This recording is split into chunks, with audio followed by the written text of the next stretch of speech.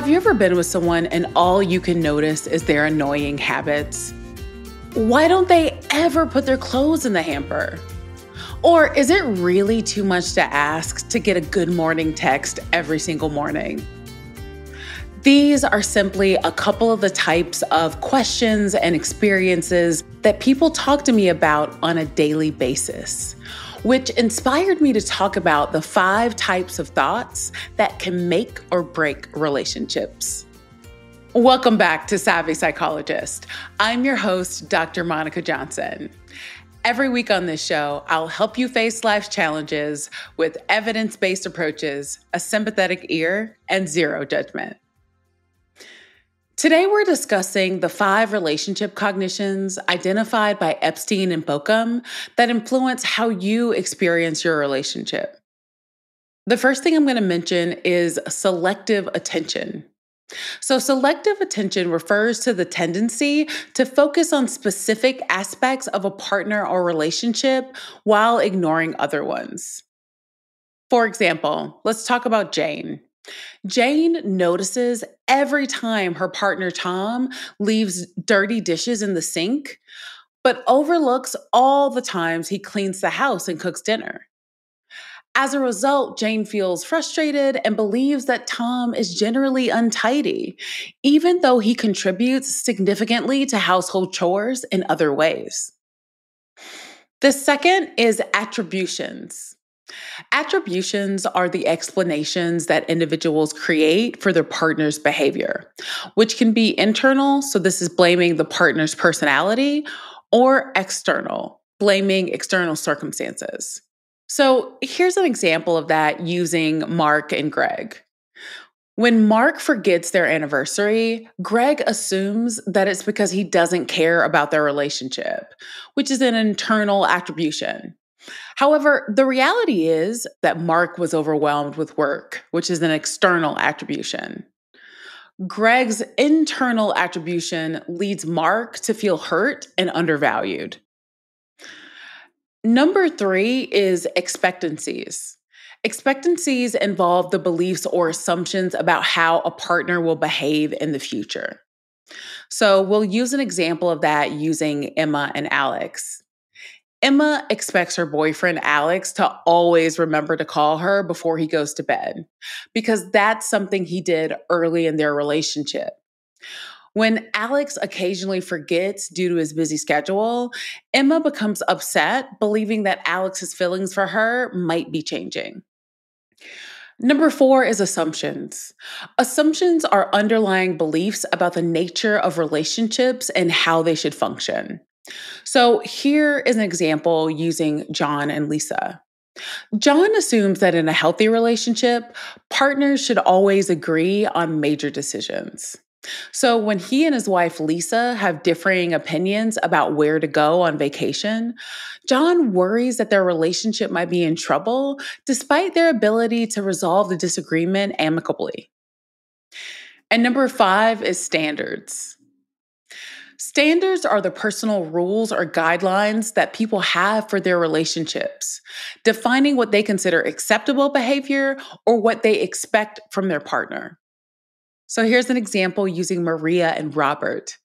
Maria believes that partners should always spend weekends together.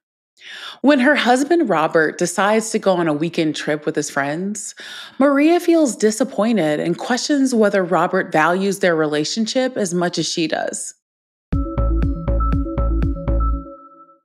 Each of these cognitions shapes how people perceive their relationships and their partner's behaviors. Recognizing and addressing these cognitions can help improve relationship satisfaction by fostering more balanced and realistic perspectives. Here are some psychological techniques that can be applied to address and modify the 5 relationship cognitions. The first technique is cognitive restructuring. Here's a description of the technique. So with this, you can deliberately notice both positive and negative behaviors in your partner, rather than what normally happens, which is we focus only on the negative. This technique involves consciously reframing how you perceive your partner's actions. So here's an example using Jane. Jane can be guided to actively look for positive behaviors in Tom, like when he helps with other household chores or shows affection, instead of only noticing when he leaves dishes in the sink. The next technique is positive tracking. So here's the description. I sometimes encourage couples to keep a journal or mental note of positive interactions and contributions their partner makes in the relationship. I've also had couples do relationship scrapbooks for those who were more creatively inclined. It allows you to track positive moments and to spend time ingraining these positive moments into your mind. The next technique is attribution reframing. Challenge internal attributions by exploring alternative explanations for your partner's behavior. You may want to consider external factors rather than jumping to negative conclusions about your partner's character. Here's an example using Greg and Mark. Greg might learn to ask himself, could Mark have forgotten about our anniversary because he's stressed and preoccupied with work? Instead of assuming he doesn't care about him. The next technique is setting realistic expectations. This involves recognizing and adjusting unrealistic expectations by comparing them with real-world experiences. And when I say real world, I do not mean TikTok. Talk to people in your actual world. This technique involves creating more flexible and attainable expectations in your relationship. For example, Emma might learn to adjust her expectation of Alex always calling her at night by recognizing that sometimes life gets in the way and that occasional lapses don't reflect a lack of affection. If you see yourself in any of these examples or recognize that these types of cognitions play a negative role in your life, try some of these techniques and speak with a therapist so that it doesn't get in the way of you getting and maintaining healthy relationships. Is there a relationship topic you'd like for me to address? Let me know. You can contact me on Instagram at KindMindPsych or via email at psychologist@quickanddirtytips.com. The Savvy Psychologist is a Quick and Dirty Tips podcast. It's audio engineered by Steve Rickyberg with script editing by Brandon Getchus. Our podcast and advertising operations specialist is Morgan Christensen.